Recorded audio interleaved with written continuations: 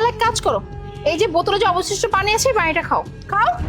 না আমি এই পানি খেতে পারবো। কেন খেতে পারবে না? সমস্যা কোথায়? খাও না, খাও, পানিটা খাও। আমি পানিটা খেতে পারবো না, পানিতে বিষ আছে। আমার পরে যারা এসেছে আপনি তাদের কয়েকদিন পর পরে প্রমোশন দিয়েছেন। আমার চাকরি করা 5 বছর হয়ে গেল, তারপরে আপনি আমাকে কোনো প্রমোশন দেন নাই। এই জন্য আমি এই কাজটা করতে বাধ্য হয়েছি, যাতে আপনি আমার প্রমোশনটা করানোর আগে আপনি এখান থেকে সরে যান আর আপনার জায়গাটা আমি নিতে পারি। কি?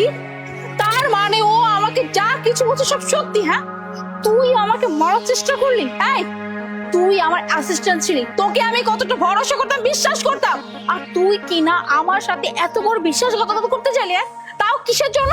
সামান্য একটা পোস্টের জন্য? হ্যাঁ, প্রমোশনের জন্য?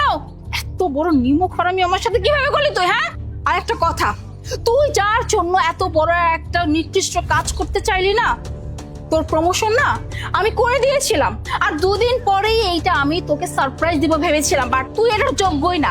আর এই যে আমার সামনে থেকে এক্ষুনি সরে যা, এক্ষুনি বলছি। ম্যাম